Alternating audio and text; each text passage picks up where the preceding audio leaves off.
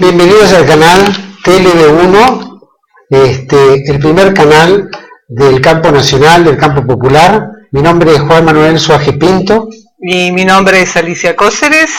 Estamos aquí, hemos iniciado este emprendimiento que lo creemos tan válido y tan importante para la Argentina de hoy.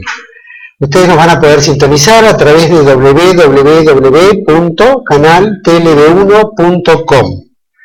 Queremos decirle que este canal, que es nacido aquí en la República Argentina, en la ciudad de Buenos Aires, tiene como objeto transformarse en un canal verdaderamente independiente. El sentido de la independencia en la cual hablamos es tratar de hablar las cosas que no se hablan, es tratar de plantear las cosas que no se plantean, es tratar de ver la realidad argentina desde el parámetro donde se podría llegar a decir que está considerada políticamente incorrecta. Nuestra visión de la temática argentina en general, de lo que deseamos como país, de lo que deseamos como república, de lo que aspiramos a una república con un pueblo feliz, con una república próspera, donde podamos estar orgullosos, es todo lo que nosotros debemos trabajar y es el espíritu y la misión que tiene este canal. Tratar de llevarles a ustedes la mayor visión y amplitud de todo lo que es el concepto nacional, de todo el espíritu de lo que ha fundado esta república a través de los grandes valores y a través del sentido de la argentinidad, tanto en el campo económico, como en el campo social, como en el campo espiritual, como en el campo filosófico, como en todas las situaciones, tanto de salud, en fin, de seguridad, todo lo que estamos viendo en defensa, todo lo que estamos viendo en una Argentina desvalida, en una Argentina en la cual vemos que toda esta situación debe cambiar. Creemos que la postura en la cual este canal tiene también como misión es tratar de traer voces alternativas. Tenemos, por supuesto, extraordinarios conductores de programas, como también una calidad extraordinaria en los invitados que van a venir para poder ofrecerle a usted otra visión, ver que la Argentina es posible, que nos van silenciando de a poco, ¿no es cierto?, a través de los grandes medios, a través de los típicos centros de información, y que lo que nosotros queremos es cambiar esa retórica, tratar de mostrarle a usted que todo es posible, que la Argentina del futuro es posible y que simplemente tenemos que levantar lo que es la fuerza soberana, reivindicar a la Argentina, reivindicar a la patria. Justamente lo que queremos hacer con esto es tener ese espacio que en este momento no está, que está conculcado por los medios de comunicación masivos, todos en manos finalmente, de una manera u otra, en manos del poder. Peleándose, no peleándose, pero todos apuntan a lo mismo. Queremos ser esa voz de los que no pueden expresar justamente, y por eso nuestro canal se llama TLB1, Toda la Verdad Primero, y es lo que pretendemos, que acá se diga toda la verdad. Y como siempre me gusta decir a mí, justamente esto lo hacemos porque, como yo digo siempre, queremos recuperar la patria. Y eso es lo fundamental, ese es el espíritu que nos motiva. Sabemos que hay mucho trabajo por delante, pero creemos que lanzando este nuevo emprendimiento que fue muy difícil y por supuesto con una gran ayuda técnica y con todas las dificultades que vamos a tener como canal inicial, no vamos a tener ni el dinero ni la gran tecnología que tienen los grandes medios por problemas obvios. Pero sí, lo que queremos que le llegue a usted como televidente es que nuestro interés es tratar de mostrar todo lo mejor que podamos hacer para que todo lo mejor le llegue a usted y usted pueda definir, pueda analizar, pueda tomar las alternativas, disentir con el sistema si el sistema nos impone. Tratar de cambiar la retórica y tratar de poner más esfuerzo en entender la situación, en entender el espectro y de tratar de ver otra visión que siempre es posible y que la Argentina lo merece. Por eso decimos que TLB1 es el puntapié inicial dentro de lo que es el campo nacional, popular, nacionalista, peronista, llámelo a todas las facciones. Nuestro interés es tan amplio. Somos tantos los políticamente incorrectos que tal vez a través de un medio de comunicación podamos aunar todas esas visiones que en el futuro puedan lograr, no digo una gran unidad, pero un criterio único hacia una Argentina que merece crecer, que merece tener el futuro y que todos debemos poner el hombro en ese sentido. Y queremos que todos se expresen también acá, el hombre común, todos van a tener su lugar y vamos a tratar todas las temáticas, por supuesto. Nuestro primer programa, que se llama Producción Nacional, va a tratar justamente todo el tema económico, conducido por el licenciado Andris, y hoy tenemos dos visitas muy importantes, que son el licenciado Marcus y el licenciado Héctor Julián. Dos eminencias dentro de lo que es la economía nacional. Mañana tenemos 8, 9, 10, un programa, como ya lo está indicando su nombre, políticamente incorrectísimo, diría yo. El miércoles tenemos Ligando Cabos, que es otro programa de los suboficiales del ejército. El jueves Disenso, que es un programa de filosofía conducido por el doctor Alberto Vuela, también siempre con destacados filósofos, sindicalistas, va a ser muy variado. Y vamos a tener también un programa que se llama De Padres de Familia Conversando con Benedicto, que está hecho por el señor Carrasco, que ganó el premio Santa Clara, ¿no? De Asís, y también un programa muy bueno. Tuvo muchos años al aire en el canal María, en el canal exactamente, y vamos a tener mucho más programas porque esto recién empieza. Vamos a tratar también el tema Malvinas, por supuesto, muy caro a todos nosotros, y muchos temas más que se van a ir dando, y a medida también vamos a aceptar sugerencias, ¿por qué no?, de los que se puede llegar a hacer por este medio, que tiene unas posibilidades infinitas. No las conocemos todavía, ¿cuántas son? Estamos rompiendo el límite de la República Argentina para entrar en una opinión, llamémosla mundial. O sea, la posibilidad del Internet es justamente abrir ese nuevo mundo tan diverso, en el cual podemos llegar a distintas partes del mundo y encontrar todo un eco de nuestra situación, y que muchas veces resulta también similares, comparables a situaciones de otros países. Este canal está lanzando esta primera programación de la semana. Estamos seguros que vamos a ir ampliando nuestra grilla en el futuro.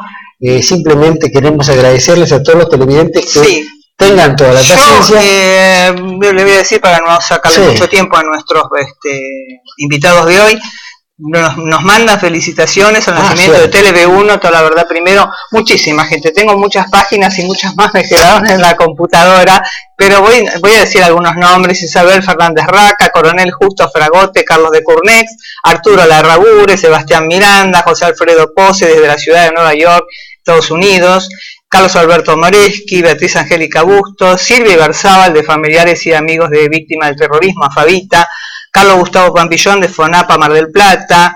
De FONAPA Mar del Plata también está Andrés Scrub, Irina Cola, Fabiana Ariel Ayala, Marta Bombebe, Patricio Lons, Javier Mianovich, Alejandra de Baldrich, gran amiga, Alfredo de Bartolo de Fade de Deuda Externa, Nueva York, Humberto Carello, Jorge Visconti, Roberto Barbalácer con Azubar, en fin, Diego Massieri, escritor, Alejandro Cabanillas, Tomás Augusto Di Leo, Movimiento de la Reconquista Peronista de Avellaneda, Néstor Daniel Vega Gómez, Juan Carlos Vallecope, Gabriel Martínez del PPR, Emiliano de Quintana del PPR también, Prudencio Martínez Subiría, Cintia Lesinski, dirigente del NACE, Manuel Lema Santos, Antonio Emilio Falcón, Dayu Retamar, Antonio Rivero, Marcelo Néstor Espinosa, en fin, Don Fernando desde Mar del Plata, Emilio Rodríguez, Eric Jesús, Víctor Bocci, Verónica Rita Corobej. Son muchos los amigos,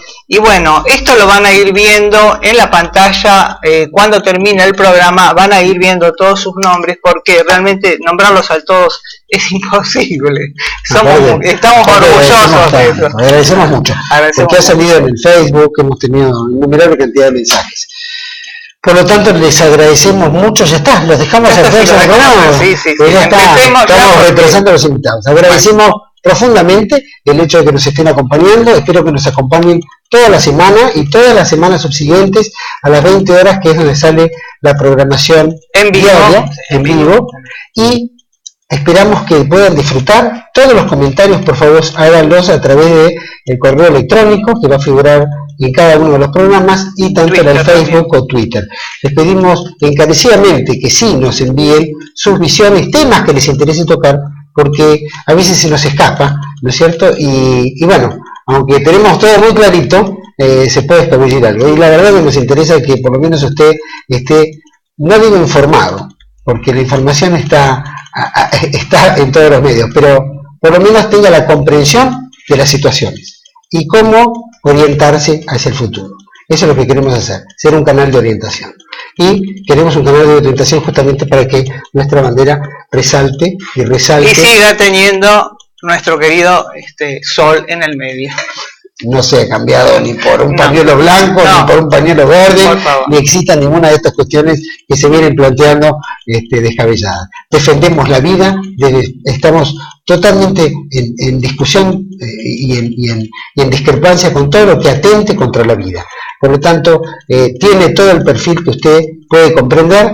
Esperamos que todos puedan disfrutar de la programación. Les agradecemos mucho y ahora los dejamos vamos a ir a un corte comercial y volvemos con Producción Nacional que conduce Carlos Andris y con sus invitados, el licenciado Leopoldo Marcus y el licenciado Héctor Juliano. No se vayan, volvemos enseguida y va a aprender muchísimo. Muchas gracias.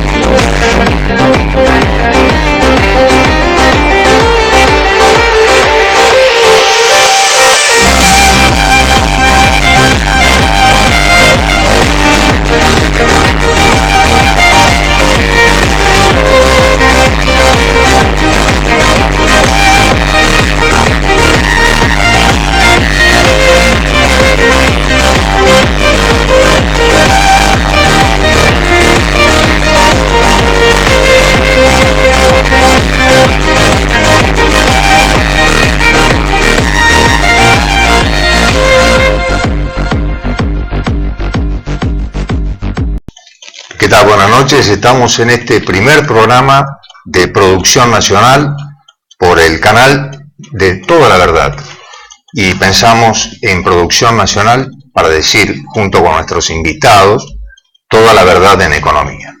Tenemos hoy al licenciado Héctor Juliano, y como está especializado en un tema que es candente, que es el tema de la deuda externa, además de estar especializado en temas como geopolítica, en economía general, vamos a enfocarnos un poquito en este dilema que tiene Argentina, que es el tema de la deuda externa. ¿Qué le parece si arrancamos diciendo cómo se compone? ¿Cuánto es lo que tenemos en masa de deuda externa? Un tema importantísimo. La Argentina está en crisis de deuda. Esta crisis no es de hoy, es de arrastre. Pero la Argentina está viviendo en este momento uno de los puntos graves de su crisis de deuda. Las cifras oficiales dadas por el gobierno nacional al 31 de diciembre pasado dicen que la deuda es del orden de los 190.000 millones de dólares. Es la deuda en cabeza del Estado Central.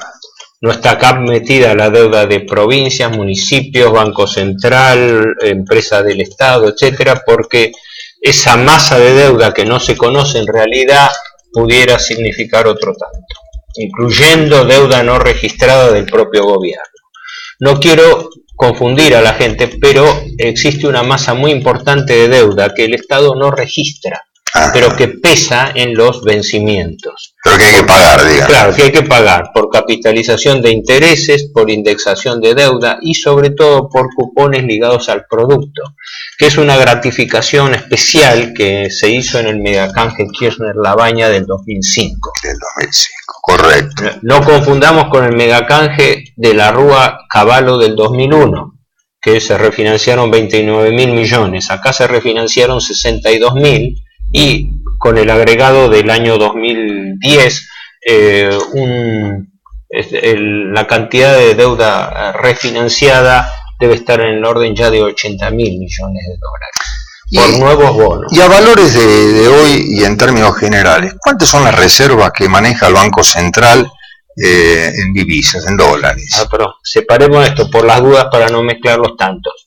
De este stock de deuda en cabeza del Estado Central, para que se interprete por qué digo de la crisis de deuda, vencen este año 40.000 millones de dólares de capital y además el gobierno tiene que pagar 10.200 millones de dólares de intereses. 40.000 y 10.000 esto para que tengamos en claro las cifras macro.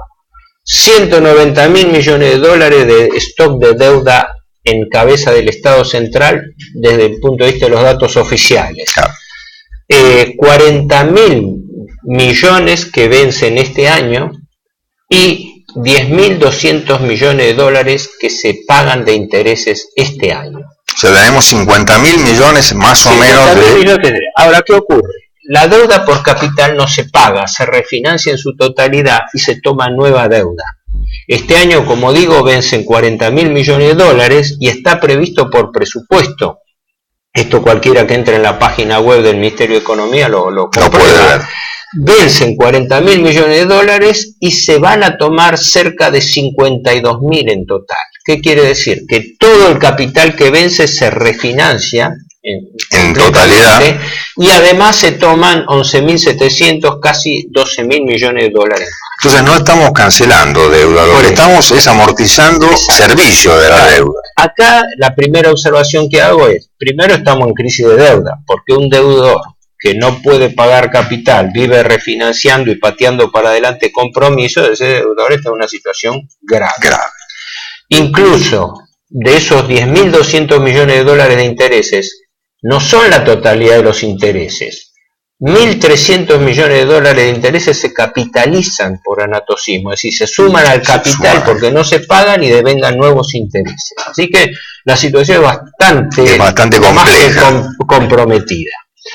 Es decir, tenemos una relación 4-1 entre vencimientos de capital y pago de intereses. La clave de todo eso reside en que el capital no se paga y se refinancia totalmente. Ahora bien, la pregunta es, ¿de dónde sale la plata con que se van a pagar?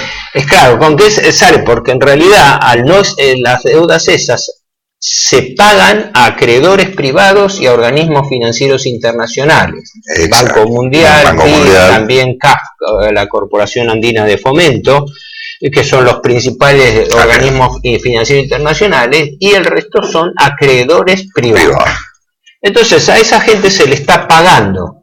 ¿Con qué plata se le paga? ¿De dónde saca el Estado? Con dinero del Estado, es decir, tomando dinero prevalentemente de organismos financieros del Estado, que son, primero y principal, la ANSES, que administra la plata de los jubilados, no es fondo propio del gobierno.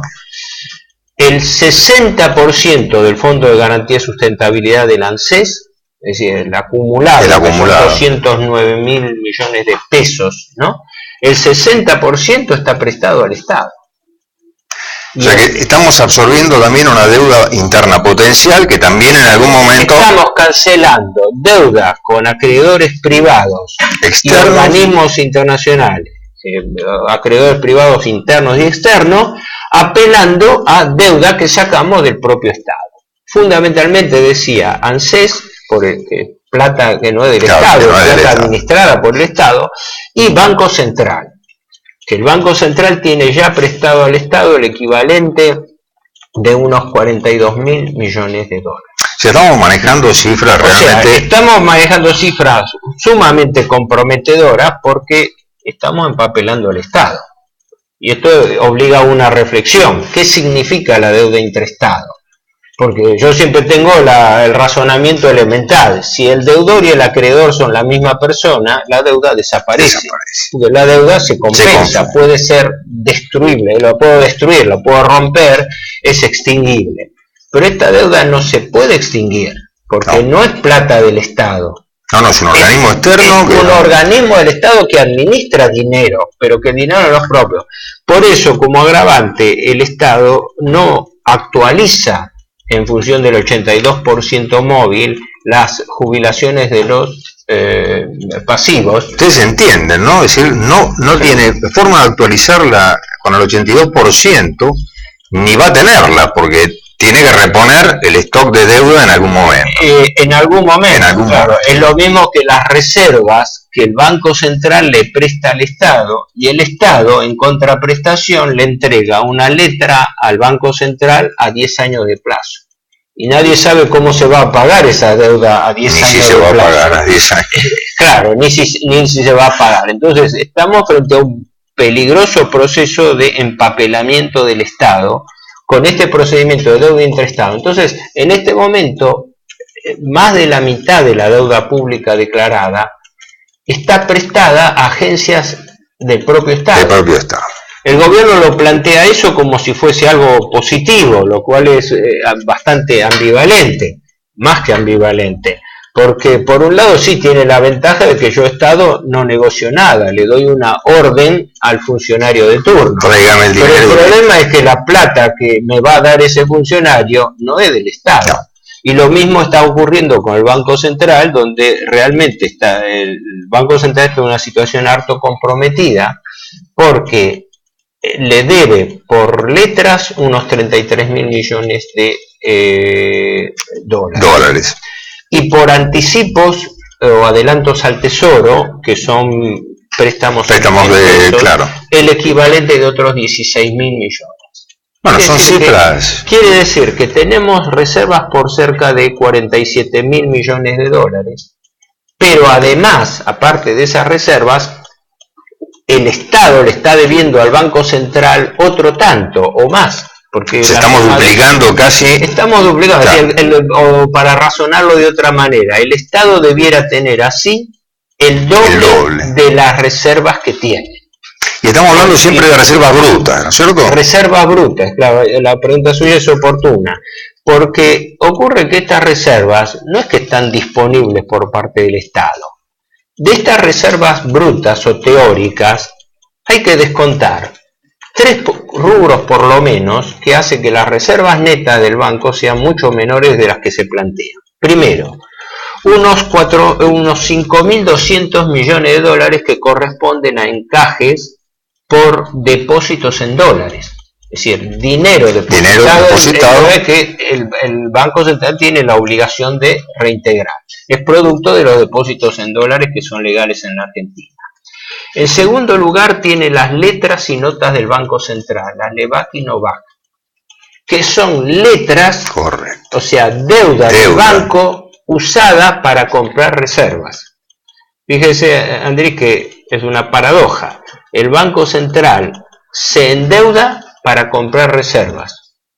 Sí, Luego, esas reservas se las presta al Estado. El Estado le entrega un pagadío que se llama letra intransferible a 10 años, que nadie sabe cómo se va a pagar, pero el Banco Central se quedó con la deuda.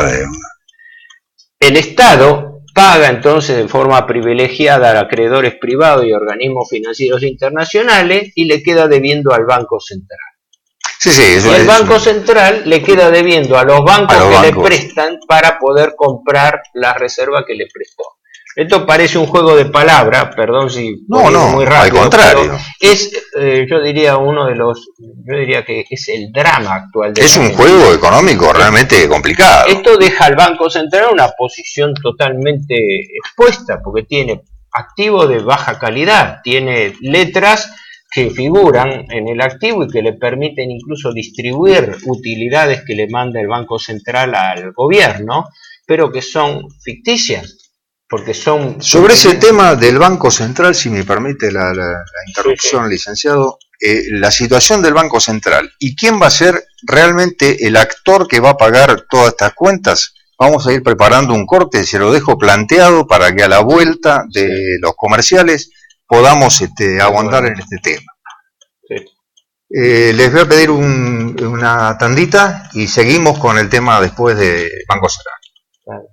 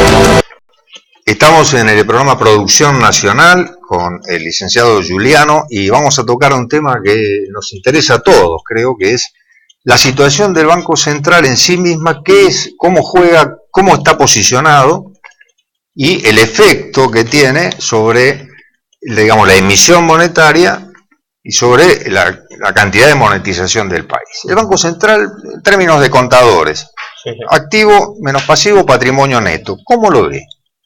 Bueno, el Banco Central, decía yo, tiene una situación patrimonial y financiera sumamente comprometida. En el activo tiene esta masa de préstamos que le hizo al Estado y que el Estado no está en condiciones de devolver. Es decir, tiene una baja calidad de los activos contablemente.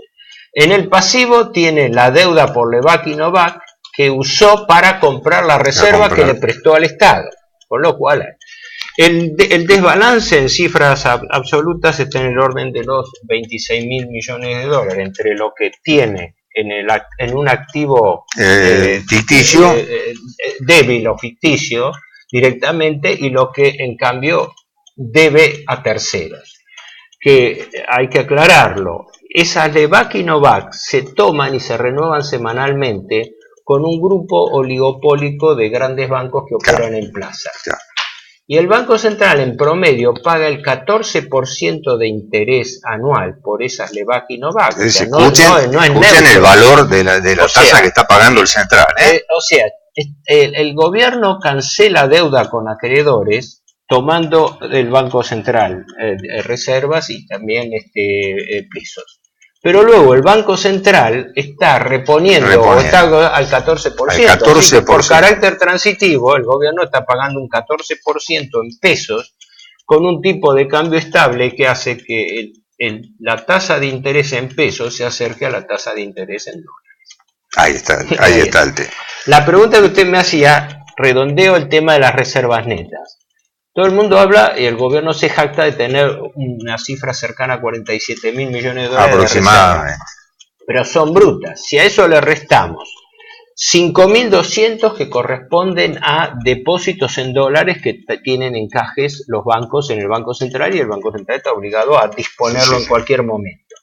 Si a eso se le resta el equivalente de las Lebac y Novac, que equivale a unos 23.400 millones de dólares. Y además, si se tiene en cuenta un detalle poco conocido, que dentro de las reservas, al Banco Central le están prestando divisas otros bancos centrales. Según parece, Banco de Inglaterra, Banco de Tokio y Banca Central Suiza, por el orden de unos 4.000 millones de dólares.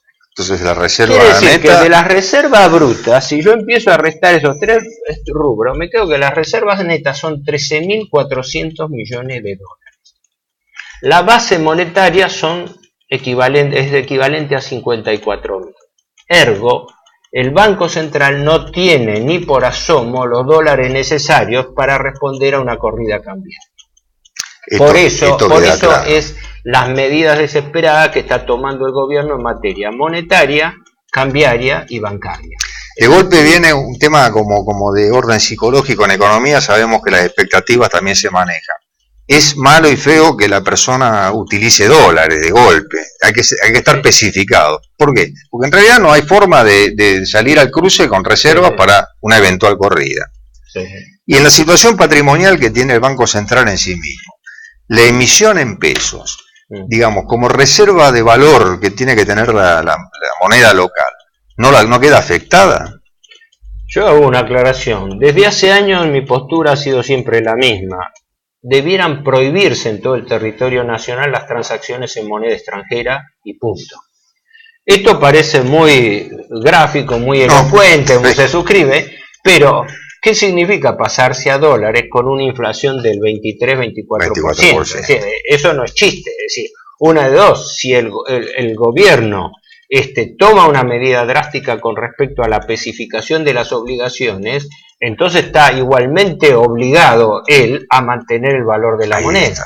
Fíjese la paradoja, la Carta Orgánica del Banco Central, no por razones ideológicas, por razones operativas de sentido común, la Carta Orgánica del Banco Central consagraba en el famoso artículo 3 que la misión fundamental del banco era preservar el valor de la moneda. Bueno, es más que elocuente que se haya eliminado ese artículo. Ahora sí se habla de estabilidad financiera, monetaria, del empleo, del crecimiento económico, que en realidad no son funciones del Banco Central, son funciones del Ministerio de Economía. Claro, ¿no? Claro. El Banco Central tiene que garantizar al ciudadano que su dinero no pierda valor, porque si yo obligo a la gente a no poder tener el dólar como moneda de reserva, que está bien en principio conceptualmente, claro. Si vivimos en una economía nacional hay que usar moneda nacional, pero no cometiendo la trampa de que lo hago pasar a una moneda que se está desvalorizando a un ritmo del 22-23% anual. En esta parte de inflación creo que tenemos la más alta que hay en este momento en el mundo, ¿no es cierto? Sí, se habla una inflación que el gobierno 24% de forma descaradamente niega por supuesto, pero palmaria, porque si no, para poner un razonamiento, si no los salarios de la Argentina tendrían que ser el récord de recuperación en el mundo, porque entonces si tenemos, como el gobierno declara, una inflación del 10% anual, pero estamos dando un promedio de remuneración del 25, entonces, qué sé yo, los sindicatos es magnánimo, digamos. Por eso, son ese tipo de contradicciones. Me quedó algo en el tintero, pero Sí. es que se relaciona con esto que viene. Sí, la situación patrimonial del banco es grave. Es grave. Técnicamente sería negativa, porque si uno toma en realidad los compromisos que asumió por el banco y la verdadera solvencia del banco para responderlo, no. Es un tema muy grave. Yo acabo de publicar un artículo que distribuí ayer sobre esta situación. Es un poco técnica, más compleja, pero el tema es que acá hay que ponerle el cascabel al gato. Acá la Argentina está en crisis de deuda y toda esta movida cambiaria, monetaria y bancaria viene por ese motivo. Un dato que poco se conoce. El gobierno tiene que pagar deuda en pesos y en moneda extranjera. Y gran parte de esa deuda en moneda extranjera ahora corresponde también a otras instituciones, claro, empezando las provincias, las empresas. Claro. La gente dice, el gobierno va a aumentar este año la deuda en cerca de 12.000 millones de dólares, ¿verdad? Cancela 40.000 millones y va a tomar 52.000. Ergo, el desendeudamiento es una mentira. No existe desendeudamiento. La deuda está creciendo a un ritmo de más de 10.000 o 11.000 millones de dólares por año. El año pasado, según las cifras oficiales que fueron dadas a conocer, la deuda aumentó 14.600 millones de dólares. Son cifras realmente complicadas, digamos, que cargan contra la actividad productiva, ¿no? Porque en última instancia... Porque en definitiva es claro, todo el esfuerzo de financiamiento ahí viene el Estado se resta a la actividad productiva. ¿Quién paga? ¿Quién es el pato de la boda acá? Porque bueno, todo esto es muy lindo. En definitiva es el pueblo argentino, porque es la economía nacional la que se resiente. Cuando el Banco Nación, creo que la semana pasada el Banco Nación le giró en préstamo al gobierno unos 2.200 millones de pesos. Pero el Banco Nación no está para prestarle plata al Estado, está para prestar dinero a tasas baratas a la actividad productiva. Entonces ocurre que el Estado se transforma de esa manera de un succionador de fondos que debieran ser utilizados para fines productivos. Con eso está, por un lado, comprometiendo la situación patrimonial del banco, que está totalmente expuesta. Creo que nos tenemos que preguntar realmente si cuál es el sentido de mantener un banco central que se ha transformado en la práctica en una ventanilla de pago de la deuda pública. Porque entonces el Banco Central emite dinero para darle anticipos al Tesoro para que el Tesoro pague deuda. Esa emisión a la que usted hace referencia, ¿qué implicancia tiene en la economía general, en la economía interna? Porque yo emito, a algún lado va el dinero. Eso, desde ya, la repercusión inmediata es que presiona sobre el nivel de precios, es decir, produce inflación.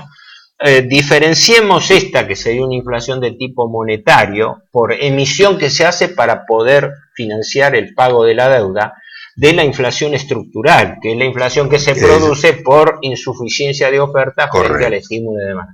Pero eso es salvada esa aclaración. Es fuente generadora de... Claro, es fuente generadora porque el Banco Central emite dinero que le presta el Tesoro para que pague deuda. Emite dinero para comprar divisas que le presta el Tesoro para que pague deuda. Y se endeuda en LEVAC y NOVAC para aguantar, dando seguros de cambio a los bancos acreedores. ¿Para qué? Para sostener el proceso de refinanciación. Entonces, estamos frente a una deuda que se ha transformado en el condicionante total y absoluto de las finanzas públicas y de la política económica. Es el gran dilema. Está manejando, digamos, yo diría, está manejando el futuro inclusive productivo, porque realmente cuando uno ve que hay un poquito de desaceleración económica... Yo lo hago así y lo resumo en esta palabra. Es la trampa de la deuda perpetua. Claro. Porque si usted, deudor, está frente a una deuda impagable, tiene que vivir refinanciándolo, tiene que vivir capitalizando intereses, etcétera. Esa deuda es una deuda eterna, es una deuda que está inexorablemente condenada a ser refinanciada. Por siempre. Y por ende, usted va a tener que pagar cada vez un costo de intereses más alto. Las proyecciones trianuales dan que los intereses que se pagan este año 10.200 millones. 10.200. El año que viene está previsto por el propio presupuesto, página 237. Sí, eso está en el Congreso. Puede entrar mientras lo mantengan en la página lo tengan ahí. del Banco Central. Está 10.200 millones este año, 13.000 millones de interés el año que viene, 17.000 millones el año 2014. Es casi exponencial, digamos, ¿no? Con lo cual seguimos tomando más préstamos para tener un poquito de reserva más, pagar intereses. Esto es lo que yo llamo la trampa de la deuda perpetua. Y esto es lo que yo califico en forma conceptual como la lógica de la usura. Existe usura fundamentalmente cuando el deudor no puede dejar de ser deudor. La trampa del usurero es esa, porque el usurero vende plata, vende dinero. Y la banca y el capital financiero internacional viven de este negocio, viven imponiéndolo porque hay una connivencia entre gobiernos de turno y capitales financieros. Lo que le planteo es esto, parecería, por lo que usted nos cuenta, y esto es importante que la gente que nos está viendo lo entienda, que tampoco al exterior le interesa que nosotros canceláramos deuda. No es negocio estar a cero. No. El negocio es que la Argentina viva endeudada, refinanciando deuda. Exacto. Sí. Yo creo que les quedó claro, le vamos a agradecer mucho la presencia y el aporte que nos ha hecho el licenciado Giuliano en esta primera entrega de Producción Nacional. Quedó claro cómo es el sistema, yo diría, un poco perverso, ¿no? De recirculación de la misma deuda y de la imposibilidad de pago absoluta que tenemos, al menos en el mediano plazo y tal vez en el largo plazo, de las obligaciones con el exterior y con el interior. Estamos generando una masa también de deuda interna que hay que cancelar en algún momento con organismos que no son propios del Estado, como el ANSES y demás, y esto producen un desfinanciamiento y una descapitalización del Estado. Del Estado mismo. Esto en algún momento va a estallar. No, quizás no como un estallido. El estallido se produce por una crisis de confianza o un como pasó en el 2001, por no haber podido cubrir vencimientos por una cuestión de iliquidez. Claro. Pero la trampa consiste, como en los platillos chinos, de que el sistema siempre siga en vigencia.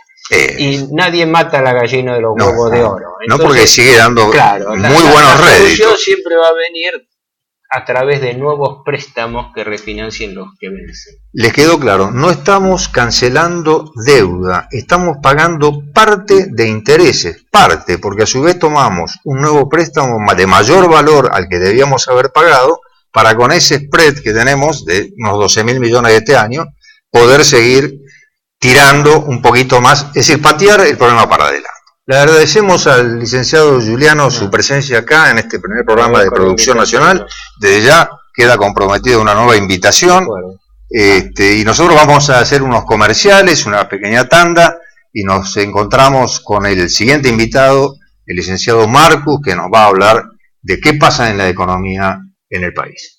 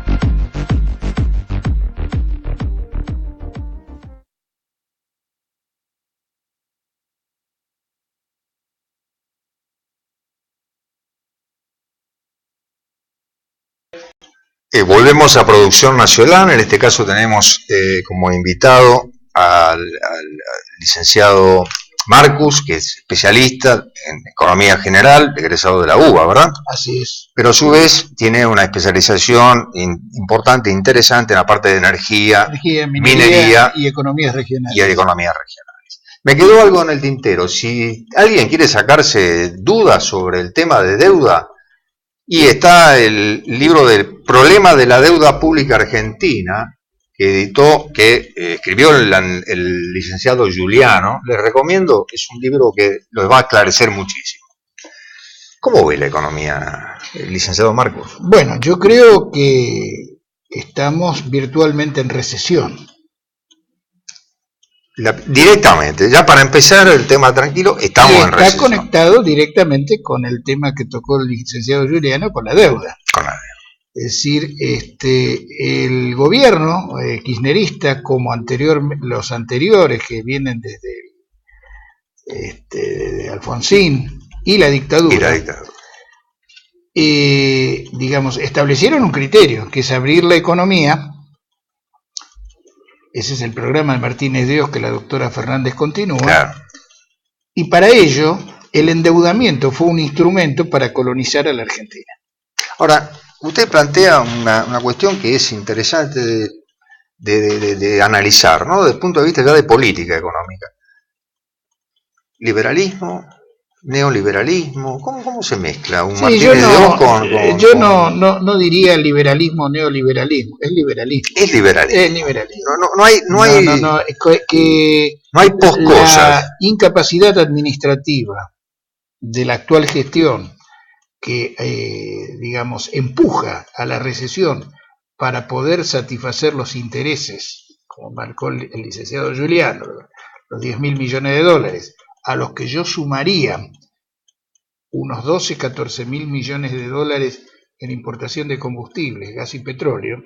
Ahí está el tema. También tenemos que a la vez importar elementos que tiempo atrás no necesitábamos importar porque pasó algo en el sector energético. Por supuesto, la privatización, que no fue privatización, fue extranjerización del sector público y particularmente en el área de energía eléctrica y de combustibles, estuvo hecho deliberadamente para que los concesionarios extrajeran, en una política perversa de producción y de ventas, claro, extrajeran hasta la última gotita de petróleo y el último metro cúbico de gas y el último kilowatt hora de energía, sin reponer, o sea, sin invertir. Y sin explorar. Sin explorar, es decir, acá no hay... La etapa pesada de la empresa, que es justamente la pérdida, que es la exploración y todo eso, no, eso sí, mejor no. Yo diría más que la exploración y la prospección es inversión. Inversión. ¿No? Lo que pasa es que es un intangible que no se ve, claro, pero que es fundamental. Y es el riesgo. Es ahí, el ¿no? riesgo. Es el riesgo. Es decir, en el sector minero hay dos clases de riesgo. El riesgo empresario, que es similar al de cualquier actividad económica en el sentido de tomar riesgos con el fin de obtener una utilidad que es lo lógico, claro, en la producción y venta. Claro. Y el riesgo minero. Y el riesgo minero consiste en que la búsqueda, que es una cantidad de dinero muy importante, es decir, la exploración, la prospección, no de resultado, o bien que el costo de extracción sea superior al precio de venta al momento de digamos, en que tenga que dar un resultado físico. Sí, se tiene que dar una serie de condiciones para que el negocio a cualquier hijo de vecino le salga bien. En la Argentina, la actividad extractiva, tanto de petróleo como de minería, se hizo sin riesgo. ¿Por qué? Vamos a ver por qué. Porque cuando se privatizó tanto agua y energía como Hidronor, como YPF, como gas del Estado, etcétera, y lo mismo en el caso minero, lo único que se privilegió era la producción existente. Claro. Y el mecanismo de ventas era privilegiar la exportación porque el precio internacional era muy superior al que paga el mercado interno. En la Argentina extraer un barril de petróleo, que son 158 litros, está en el orden de los $10. Claro. Y acá en el mercado mundial está en $100 el barril. Pongámosle bueno, la diferencia. Claro, entonces eso alienta a la alienta. Sí, lo que obtienen las empresas imperialistas, que son empresas imperialistas, Chevron, Exxon, Repsol, etcétera, son $40. $40. De cualquier modo, el margen de rentabilidad es bastante grande. alto. Lo mismo en el tema minero. En el tema minero es muchísimo más grave, porque el mapa minero, que es el resultado de la intervención del Estado durante más de 70 años, es el resultado de que fabricaciones militares, a través de la División de Minería, YPF, a través de su División de Geología, la Comisión Nacional de Energía Atómica y otras agencias del Estado, establecieron los lugares donde había yacimientos potencialmente comerciables, los ubicó, les dio un precio y le dio un valor económico a esos yacimientos. Lo dejó presentado como para después el postre ya está listo. Claro, entonces cuando llega la ley de inversión minera, por ejemplo, la 2496, se llama licitación. Con los pliegos de licitación se le entregaba los mapas, toda la actividad, todos los estudios que son, no solo la localización, sino los estudios económicos. No, el estudio económico, claro. Que acompañaban a esa documentación que al Estado le costó años, que pagó geólogos, ingenieros, economistas. Una inversión importante. Claro, y esto es lo que no se pagó. No. O sea, por eso hablamos de inversión de riesgo sin riesgo. Yo hablo de que no fueron una privatización, fueron extranjerización. Tal cual. Es decir, recibieron un negocio sin riesgo, porque no tenían que poner un peso. ¿Y qué recibimos a cambio de eso? Nada, porque las tarifas fueron actualizadas antes de la privatización de las empresas públicas por las leyes 23696, 23697 de emergencia económica, claro, y de reforma del Estado. El Estado se hizo cargo de los pasivos. De los pasivos. O sea, de los despidos del personal y de todas las obligaciones contingentes. Y las empresas fueron entregadas libres de pelo y paja, como se dice en la bolsa. Listas para vender y a otra cosa. Claro, pero ¿a qué precio? Que esto también es importante. Claro. Tomemos el caso de Somisa, Sociedad Mixta Siderurgia Argentina, que la tiene el grupo Techin, como Siderar. Esas empresas, en el año 90, esa empresa, en el año 94, que es cuando es privatizada Somisa, el valor del libro estaba en el orden de los $3.000 millones. Bien. Pero la entrega en efectivo fueron de $150 millones. 140, perdón. Y $12 millones. Es casi vil, claro, no, es más que el precio, es un regalo. Es un regalo. ¿No? Es decir, por menos del 5%, 140 más 12 millones en títulos depreciados, o sea, $152 millones, se entregó Somisa, que en realidad fue un adelanto financiero porque los productos terminados, los contratos, los créditos por los contratos de venta a ejecutar, las materias primas en existencia, todo eso superaba. Hoy ¿qué quedó de la parte, digamos, de acero, por ejemplo? Bueno, de acero se ha destruido todo porque, por ejemplo, una línea de producción importantísima que tenía Somisa era la de rieles para ferrocarriles. Exacto. Y esa línea fue una de las primeras que fue levantada, esa línea de producción, porque para el criterio de Techin, si no hay ferrocarriles en la Argentina, que fue una de las medidas del menemismo, levantar 32.000 kilómetros de servicio ferroviario, ¿para qué vamos a producir rieles? Entonces se dedican solamente a los artículos comerciales. Y además, por la estructuración oligopólica del mercado siderúrgico, que es un duopolio entre Techin y Asindar. Y Asindar ha sido extranjerizada también. Sí, evidentemente hay parte de la producción que en la vieja época de Somisa se hacía, que debemos entonces importar. No se importa. En el caso particular de la siderurgia, Techin tiene una política de estructurar un precio oligopólico, lo suficientemente alto como para cubrir internamente y además exportar. ¿Por qué?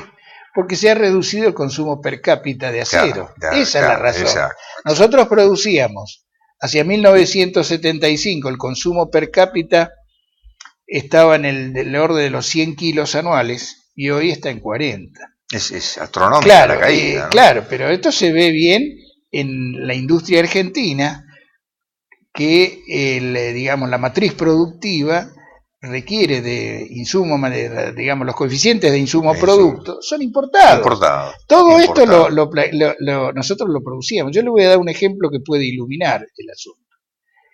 Hacia la década del 70, en Córdoba se fabricaba el auto Torino. Sí, señor. 100% argentino. Totalmente. ¿No? Que salió segundo en Nürburgring, sí, y que era un orgullo de la industria argentina. Hoy, la industria argentina automotriz, que no es argentina, empecemos por ahí. ¿No? Son terminales extranjeras.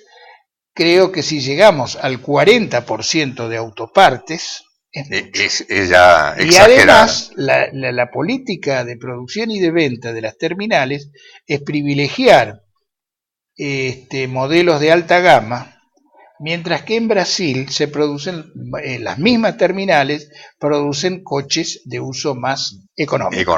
O sea, es claro que hemos perdido, digamos, posición productiva que teníamos en un momento. Si usted me permite, en el caso de la electrónica, es más grave todavía, porque hacia 1975, CITEFA, Consejo de Investigaciones Técnicas y Científicas de las Fuerzas Armadas, ya había producido a escala de laboratorio circuitos integrados, lo que vulgarmente se llama chips, para la tecnología de la época. Estábamos en condiciones de producir una electrónica en el momento que se produce la gran revolución en materia de medios de comunicación y de otros usos. Para la tecnología de blanco y negro, la Argentina producía los tubos de rayos catódicos, abastecía a la electromedicina, abastecía a las Fuerzas Armadas de todas sus necesidades en materia de mecanismos de tiro, de elementos ópticos, además de abastecer de los elementos que requería la indumentaria, el calzado y la producción de armamentos. Hoy día, nada. No tenemos Fuerzas Armadas, estamos indefensos. Fíjese que el tema de la deuda es funcional con el aspecto central del programa de Martínez de Hoz, que está vigente, que consiste en que la Argentina sea una productora y exportadora de materias primas. Volvimos al viejo esquema. Agroexportador, al que se agrega de energía y de minería. Pero esto no ha salvado de la crisis energética. No. Le voy a dejar picando esa pregunta y una más. ¿Qué pasó con la mano de obra especializada en la que Argentina realmente tenía muy buen calibre de gente? ¿Qué pasó con esa mano de obra y qué va a pasar con la crisis energética en lo que hace al consumo general, digamos, sobre todo gas y electricidad? Se la dejo picando para cuando volvamos de la tanda, me la contesta y le explicamos a la gente que nos escucha. De verdad.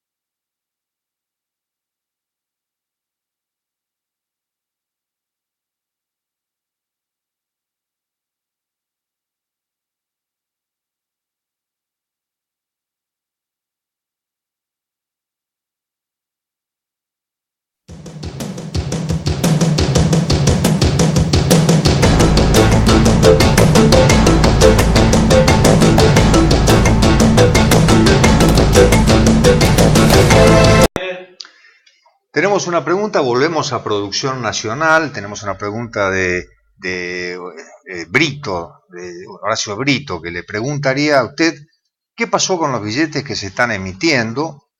Ya no tienen respaldo de la nación, me pregunta Horacio. Los de 100 pesos que les falta una parte en la numeración, ¿están mal impresos? ¿Tienen algún valor? ¿Sirven? ¿No sirven? Y lo más importante de la pregunta es, ¿tiene respaldo el billete argentino de la nación? El problema es el circulante, los billetes y monedas del poder del público y los depósitos a la vista, es decir, no, es decir, la circulación monetaria no tienen respaldo. Pero eso no porque se imprima más o menos, sino simplemente por todo lo que explicó el licenciado Giuliano. La forma física puede variar, eso es lo de menos. Pero yo voy a señalar un detalle que es importante de los criterios políticos que manejan a la autoridad monetaria y por encima de ella al Poder Ejecutivo. No solo salen defectuosos detrás de un gran escándalo con Chicón, etcétera, sino que van a sacar un nuevo billete de 100 pesos. En realidad deberían sacar un billete de 500, pero eso sería el reconocimiento de la inflación. Pero lo van a hacer con la figura de Evita. Y esto me recuerda, políticamente hablando, el odio que tienen contra Perón. Utilizan siempre una contrafigura. Claro, es una contrafigura. Yo personalmente creo que vamos a una crisis de balance de pagos, más tarde o más temprano. Le digo, usted explica recién, la verdad deberían emitir un billete de 500 pesos. En realidad estamos aceptando todos que la reserva de valor que tenía el billete es cada vez mínima, ¿no? Es decir, dentro de poco necesitaremos uno de 1000. Yo diría lo siguiente. La moneda tiene tres funciones: ser un medio de cambio, ser una reserva de valor y ser una unidad de cuenta. Exacto. ¿No? Este es el tema que acá. Reserva de valor no es. Por eso los argentinos escapan al peso y van al dólar o al euro. Este es uno de los motivos del atesoramiento de este tipo de divisas. Además, cabría señalar que hay una masa no menor a los 160.000 millones de dólares que han sido fugados. Sí, y el año pasado solamente 23.000 millones de dólares fueron fugados. Ustedes ven las cifras que estamos manejando, no son realmente como para sentirse afectados, no son 500 millones de dólares, 300, no, son miles de millones. Hay una corrida, obviamente, hay una sacada y un retiro de dólares del sistema bancario, precisamente por expectativa, porque claro, ¿quién quiere dejar dólares? Hay una inflación por expectativa. Ahí está. Pero había quedado una pregunta pendiente. ¿Qué pasó con todo el stock de mano de obra muy especializado que tenía Argentina, que era realmente privilegiado en algunas áreas? Usted tocó la parte de acero, usted sabe lo que era los soldadores, la gente especializada en la parte de acero. También lo era en la prospección minera, me imagino, los geólogos, la gente que trabajaba. ¿Qué pasó? Bueno, muchos de ellos, igual que el personal técnico y científico de las Fuerzas Armadas, se ha ido. Fíjese que, por ejemplo, en el caso de los pilotos provenientes de la Fuerza Aérea Argentina o de la Armada, se van. Tienen que buscar horizonte donde... dentro y sobre todo fuera del país. O sea, estamos expulsando expulsamos ya recursos humanos altamente calificados solamente por el hecho... Lo mismo podemos hablar de los científicos, o de técnicos, profesionales, ingenieros. En realidad es una política deliberada. Claro, no es tan casual. No hay errores ni casualidades, porque en un país colonizado lo que actúa es el pillaje imperialista para saquear los recursos naturales, renovables y no renovables, y esclavizar financieramente a la sociedad con el objeto de presionar sobre la misma para tenerla atada. Una parte de lo que decía tal vez Giuliano, tenemos una deuda que es por siempre, no se haga problema, la tenemos para siempre. Y por otro lado, algo que dijo usted al principio de su conversación, tampoco tenemos fuerzas armadas que pudieran en algún momento ser necesarias para defender recursos naturales. No solo eso, sino nosotros no tenemos hipótesis de conflicto, tenemos un conflicto. Claro, ya pasó la hipótesis, tenemos un conflicto. Claro, nosotros tenemos ocupado parte de nuestro territorio por tropas extranjeras, hay más de 4.000 efectivos ingleses, fragatas, submarinos y aviones de última generación que ocupan y chantajean a la Argentina, mejor dicho, a quienes se dejan chantajear. Por ejemplo, no se denuncia los tratados de Londres y Madrid, que yo los llamaría, que son del año 89 y 90, que son tratados de rendición, y sobre el cual el doctor Julio González ha escrito mucho, que son los que condicionan el asunto. Además, los ingleses están metidos dentro de nuestro territorio, sobre todo en la actividad minera y petrolera. Pero yo hago esta pregunta por ahí un poco inocentemente, pero a la gente también le gustaría, creo que informarse de esto, para en esta época, ¿no? Para que alguien sea colonizado es porque quiere. No, nadie quiere ser colonizado. No la ciudadanía, los partidos políticos del régimen están colonizados. Fíjese lo siguiente.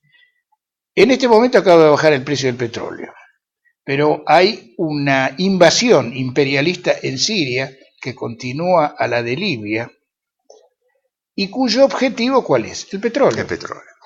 Y además, en el caso de que fuese derrocado, yo creo que no lo va a hacer el legítimo gobierno de la República de Siria, es un primer paso hacia la invasión a Irán, la República Islámica de Irán. ¿Y qué hay detrás de eso? Primero, quebrar la resistencia antiimperialista de un pueblo y un gobierno. Y segundo, apoderarse del petróleo. O sea, hay una línea, digamos, como dijo usted, alguien sacó alguna vez patente de corso y nunca la dejó. Siempre pagó la patente y seguirán y seguirán. Tenemos un tema que es importante, trascendente para el ciudadano, para la gente.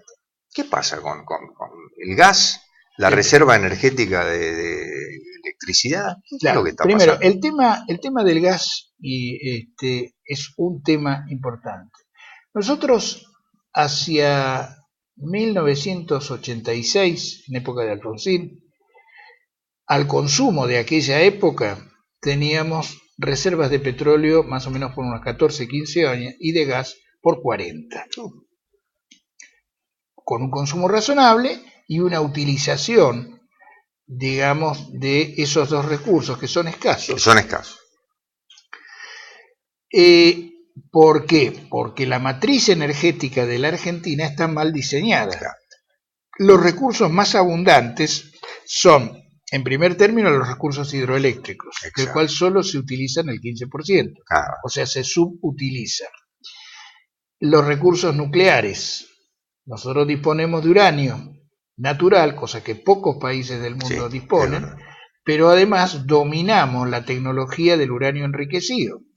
La central de Atucha 2 fue hecha con una central prácticamente de laboratorio con tecnología alemana, pero ya las centrales de Embalse, Río Tercero, en Córdoba, correcto, y la proyectada Atucha 2 ya fueron diseñadas no como llave en mano, sino como centrales en la cual la participación argentina en la construcción y en la puesta en marcha estaba en el orden del 70%. Sí, ya es importante. ¿No? Y yo voy a recordar lo siguiente, hablando del tema industrial, la vinculación entre una cosa y la otra. El elemento combustible y su producción es un elemento que se llama circaloy, que son vainas de combustible de uranio 235, de uranio 238 retorcido con uranio 235 levemente, fueron obra de la industria argentina. O sea, son nuestras, ¿no? Estamos en capacidad de hacer. Eso me lo manifestó a mí en su momento el almirante Castro Madero, que la Comisión Nacional de Energía Atómica, estaba bajo su presidencia, hizo llamados a licitación en las cuales la industria argentina participó y ganó la producción de esos elementos, y la comisión fijó pliegos de especificación técnicos en las cuales indicaba al oferente cómo se debía producir, con qué tolerancia, qué criterios. Es decir, un avance... Al mejor nivel. Al mejor nivel. Lo mismo ocurrió con el astillero Domecq García. El de submarinos, ese era el astillero previsto para submarinos. Hoy Almirante Storni, que está paralizado, en el cual los soldadores de chapa naval fueron instruidos y calificados en un astillero alemán que se llama Blohm & Voss en Hamburgo, y eran hombres de un primerísimo nivel, ninguno de los cuales está acá en el país porque fueron contratadas afuera del país. Lo que quiero señalar es lo siguiente, que en el caso, por ejemplo, estábamos hablando de la Comisión de Energía Atómica, podemos hablar de YPF, esto, aquello. Las empresas del Estado, que la prensa liberal las descalificó porque decía que producían déficit al sector público. Correcto. Con una publicidad perversa, no era así.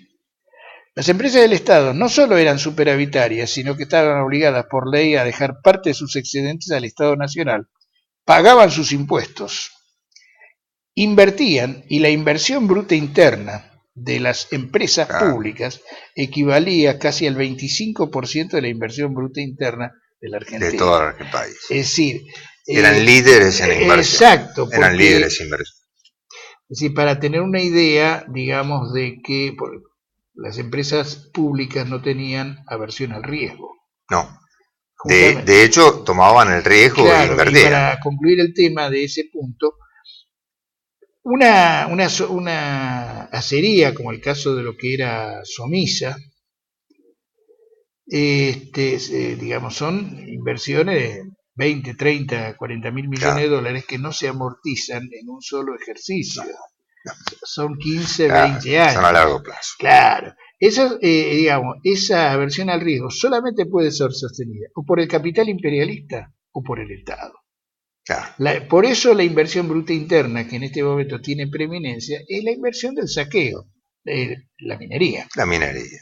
Bueno, lo vamos a aprovechar seguramente al licenciado Marcus en otra entrevista. Le agradezco mucho su presencia en este primer programa de Producción Nacional.